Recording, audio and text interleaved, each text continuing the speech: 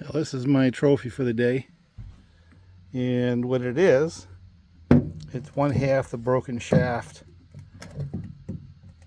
in the tedder that I broke in half last year. So I ground some slots in it. I was able to bite it with a chain and hang the wheel that it was stuck into and hammer it out. Let me go see if we can get a picture of that. Yeah, this is the poor beast. Went through a chuck hole and one of those wheels got stuck in the chuck hole and just literally broke it off. So that stub shaft came out of this thing right here. You can see where the holes were. And the other half of it goes up into there. There's a gearbox. So what we're going to end up doing is detaching the ram, detaching those pins, taking those pins out, and I'm going to try to either have to detach the shaft here with a circlip. It's possible, I don't know. I'm hoping it's a splined shaft. And there's a plate that I took off, and there's a plate down there. We got to pull that whole shaft out, which means that whole side of the machine has to go off. And once that shaft is out, then I can drop the bearing block, which has the other half of that little piece of bar stock. And then we'll go buy a piece of bar stock, turn one up and make a couple, so next time I break a piece off like that, I'll have a way to fix it. Yeah, snapped it right off.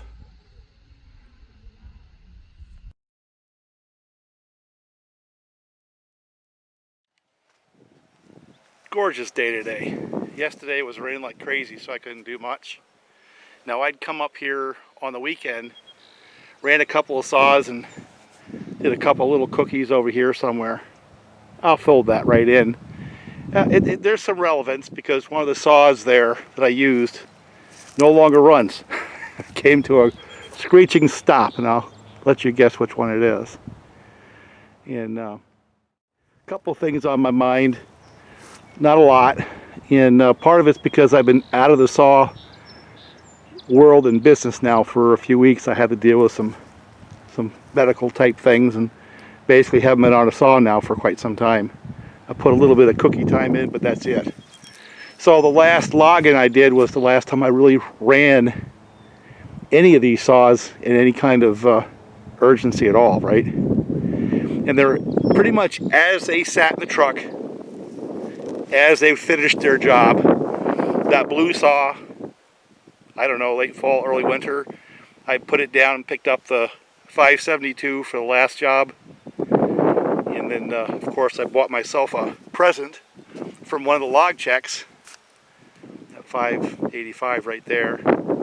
And this old rat saw right here pretty much rides in the tractor anymore. What I'm going to do is I'll do my normal start race. And then I'm going to do some cookies on that log right there like I had done before. I lost that video. But I'm going to do them with the saws in a particular order. And I'm going to want you to try to guess what order I chose from one to the next. There is a number, and I'll reveal that at the end of the video, I'm sure. So alongside that, these are the logs that were left over from that last cut. So I did 22 logs, and I did them in my normal way. This is what's left behind for firewood. I got pretty good check out of those logs too. You know, I'm not going to give you the specifics. The second thing I want to point out is there's not a lot of butts that were cut off those logs. The ones that were logs that were tapped, and we identified that they had taps like these and basically took cuts. You can see where the taps were right there, that pattern. So we just kept blocking until that went away, and then they took the saw log from there. So a couple of these trees lost 3 or 4 foot. Now the reason why I'm bringing that up is when it comes time to taking a tree like that down, the actual technique you use really doesn't matter, does it? As long as it goes down in the place that you want it to go down and goes down safely. A conventional face cut, back cut will probably work just fine. And I used a bore cut with the whole wood and then cut that to let it go, because that gives me time to be safe and maybe a little slower, but I safely put them on the ground. But the actual face cut and hinge, the only part of it that matters is making sure that that tree gets down on the ground where I want it to be, so I can hook onto it fairly quickly and safe. That's it. Because we're going to lose some of it. But the point I want to make is really twofold. There's only about 4 or 5 that got cut that way, and I knew that up front. And the second thing is, in terms of having a face cut like that versus, say, a Humboldt, when I'm cutting low to the ground, you know, whatever is the closest to the ground you can get is possible is the best. To get the most log as you possibly can get, that's the best way. And of the ones that I had put on video, the only one where I really put a lot of effort into it and didn't get a return in probably close to 100 logs is this one right here, because I cut that real close. And the one log buyer wanted it, and then their mill shut down, so he wouldn't buy it. And then the second crew that came in to bid and buy on the logs were a lot more picky, and they didn't take it. So I'm going to slab that. That's a nice chunk of wood right there, so I'm going to slab it. But apparently it's too big. So I think it'll make some nice tabletops is what I think it's going to make. So that's the second point. And the reason why I bring that up is trying to get the most out of your logs. I had done a couple of videos where you can see where I went from that style right there to a Humboldt style. But the problem was with the Humboldt style is starting from the ground up. That means I had to work further up the tree. And basically, if you invert that to where you're cutting into here, you actually lose more of the log. They buy that whole thing, and that doesn't really affect the grade enough to matter. Whereas if I did it the other way, I would lose 8 to 10 inches of the log, and you add that up over 150, close to 200 logs, it begins to matter. We're getting into several feet, almost 100 feet. So that matters when you're trying to cut very, very close, because most of the tree right down into the root flare is going to be saleable. And if it isn't, of course, doing the Humboldt is probably a better approach. You know, if you're doing pine, stuff like that, where having a nice square cut is a priority and you're willing to lose a few inches, right? I've gone back and forth on that now for, my God, a decade. And basically, from what I'm understanding from my log buyers, they keep telling me just keep doing what I'm doing. And from a safety perspective, the bore cut the back strap, that's just what I'm going to stick with. You know, and it's interesting because there was a guy who made a big stink about how when you cut the back strap it makes a snap, and somehow that's going to transmit energy up to the hinge. Well, if you have that part down there and a lot of tension, of course when you cut that back strap it's going to snap a little bit. But that doesn't mean any of that gets to the hinge. In fact, once it releases, that thing's going to fold over the way it always was, whether you cut from the back or cut from the back strap. If you mess up your hinge design, yeah, you can have a problem. But if you have a proper hinge design, it's just a non-issue. I don't understand why it was brought up other than to rationalize what people do.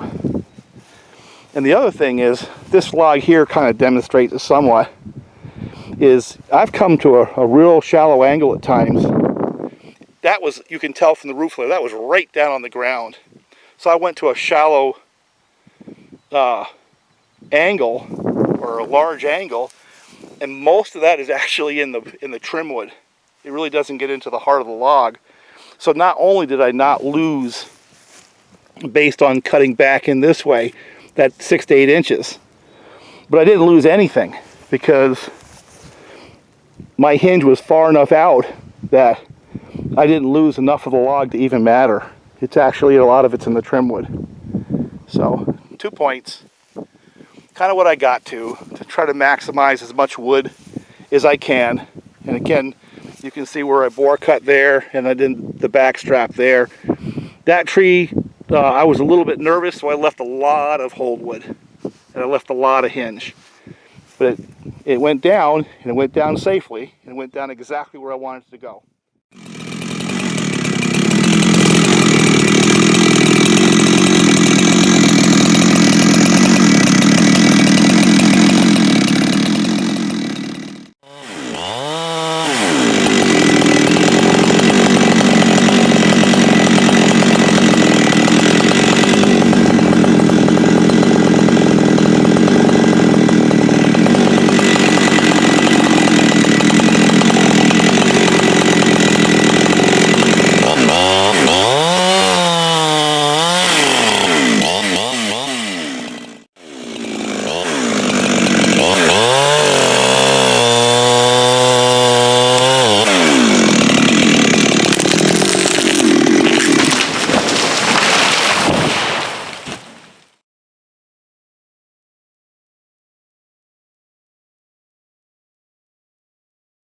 So yet again, just empirical data. So that's where I've got to recently. That's, you know, when you think about it, you only have that much of a face cut into the wood. The hinge is down below the back cut. Not only does that take that and kind of push into the remaining stump and push the log away, but I don't get any, with a maple, I don't get any hint of a pull. I don't get any hint of a barber chair, none of that stuff. Now, of course, with the ash, sometimes I got to make a cut in here, bore cut in there to make a little bit smaller hinge, but on the maple, you don't have to do that. So, again, the basic cut is based on the situation, based on the tree type. In some places, you know, one type of cut works best for me, but for what I do out here, that's what works best on the maples. And then if you look at some of my prior videos, you can see what I did with ash. That's a different story. You know, when I was a kid doing pulpwood, it was just face cut, back cut, fast as you can. When I first started logging here, I was doing that. And I think there's one more point, and then I'm going to let this go, is the whole idea of chasing a tree. When I'm working down on the ground, how the heck are you looking up when you're almost on your knees sometimes? How are you going to turn around when you bent way over? How do you look up and see what's happening with a tree? You know, it's not easy. Typically, that type of strategy works if you're cutting waist high. Then it's pretty easy to look up what's going on. If you see a lot of those guys doing it, oftentimes you're going to see that saw on the tree about waist high. And then you can look up. Yet again, why the idea of a bore cut, leaving hold wood, and then get out of there. You know, look around, look up, see what's limb tied and stuff like that, which might come down and bite you. You make sure you have your escape path, and then cut it and go. Just get out of there. Don't wait for the tree to start moving. Just cut your hold wood and get the heck out. That's the safest way. Even if it's just a simple face cut, back cut. If you don't know what you're doing, you're going to get hurt. It's a lot of physics happening. So I keep recommending training, and I mean it. It's the best way. And don't pay attention to this crap online. Just don't. Don't do it. Get yourself trained. And then, you know, attack these things with a combination of knowledge. And you're basically buying experience by getting trained. You're buying somebody else's experience. And especially do it with people who work in the scenario that you plan to work in. That's the best way. You know, they know the trees. They know what the log buyer is looking for if you're trying to do a harvesting operation on your woodlot. And a lot of these guys, especially out here, the training programs are pretty intense. But the hands-on training you can get from a professional, especially out here in the New York area, is a whole lot safer and a whole lot better than what you're going to learn online. Especially from the guys trying to pitch an approach or justify what they're doing or sell product. You know, I'm not trying to sell nothing. You know, there's no horse in the race for me. It's really just sharing the experience. I'm not trying to tell you how to do it. I'm just showing what I do. The only thing I'm going to tell you is to go get yourself trained by a professional, because what I do here in New York may not work in Alabama. You know what I'm saying? To get trained down there, you know, that's where you get your baseline knowledge from. And once you have that baseline of knowledge and experience, that's when you can start venturing into this other stuff you might hear online. But that's my rant. Anyway, back to the saws. 9 times out of 10 online, what you're going to see is, does it look good, does it sound good, and does it win a cookie cut race? And that's the definition of win. I happen to like the full wrap because of the way it looks. But I've shown over and over and over again, in my particular situation, I have to work around it because I lose some of the flexibility because I can't get low. The full wrap gets in the way of the root flares. They interfere. And I've been in situations where I'm right in the middle of a bore cut and bam, I'm into the root flare and I can't finish my cut. So I'm not going to fold in video because I've done it over and over and over. It's one of those things where if you're cutting wood and you feel it and see it, you're going to understand it. But if you're cutting straight pine and cutting waist high, it's not going to make any sense at all to you because it's just not what you do. So anyway, we're going to fire these things up. And I'm going to run them in an order. And like I said before, I want you to see if you can figure out what the order is. And I just saw that log sitting right there on top of my... That's not good. Which one do you think's going to start the easiest? I'll tell you what, that saw has impressed the heck out of me in terms of its user friendliness. And it's a carbureted saw, but it has that primer bulb, and that's one of the reasons why it starts so darn easy. Of course, that's not auto-tune either. So let's just think about this for a second before I get into it. $1,100, including taxes. Maybe $500, plus a fair amount of elbow grease. Maybe $400, $500 on the outside, but not quite as much money into that effort. From a pilot. I've run that saw for a long time, but I'm not sure it's actually earned any money, but I've sure run it often. So anyway, there's your clue.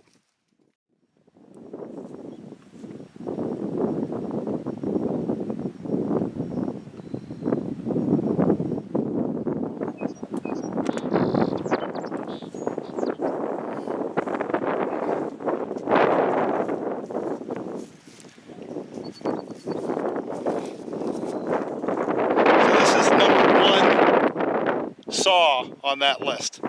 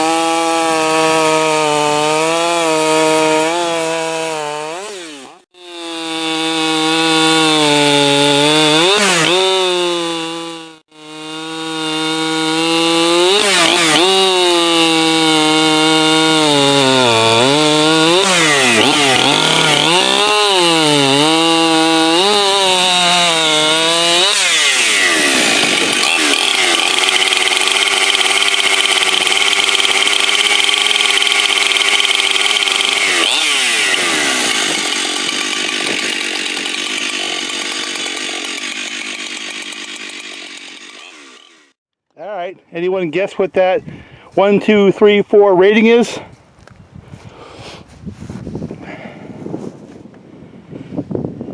All 4 of them can cut wood. That one's got the most time on it in the chain. Of course, that little 562 has got more time on it than all the rest of them put together, but that's a different story. Oh, the big saws. Old Blue there has got the most time, followed by 572, followed by 585. So, most amount of money spent, least amount of return on investment.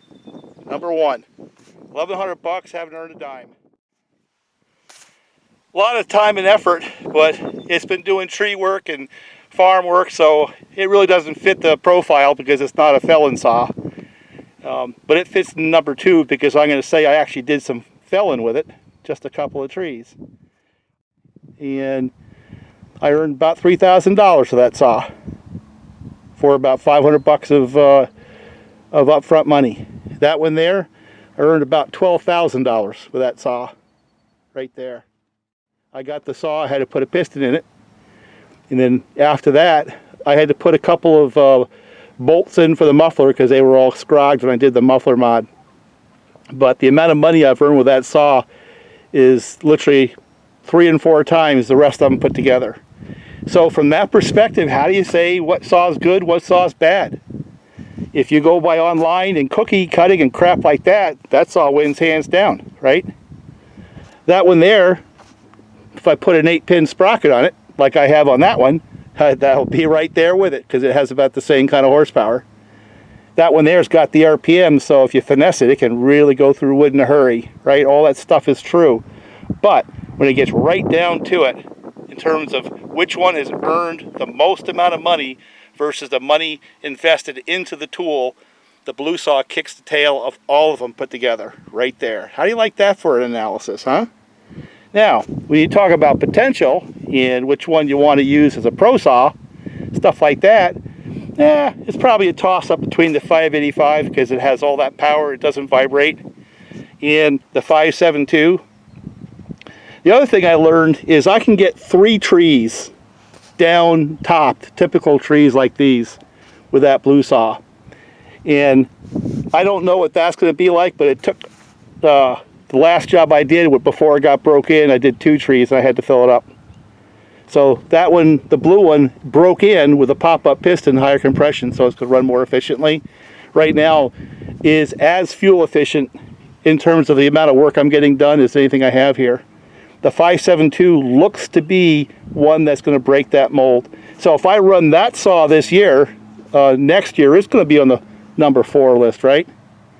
But right now, you know, someone says, which saw have you made the most money with? Blue. Least amount of money spent, most amount of return on investment. Followed by the 572, because I earned a full load with that recently. Farm saw, couple trees here and there. Hasn't earned a dime. Just to throw a wrench into things. I'll let the numbers decide which one won the cookie race. That one has a brand new chain on it. Both those two are pretty much as I came up out of the woods last time I used them. I haven't put a file to them, and they definitely don't have fresh chains. They both have some time on them. And of course, this one right here makes me laugh. This is a chain for a homeowner saw that I got down at Tractor Supply, and it's a semi-chisel. It's not even a full chisel. Yet there it is, making chips. So I figure I'll throw that into the mix.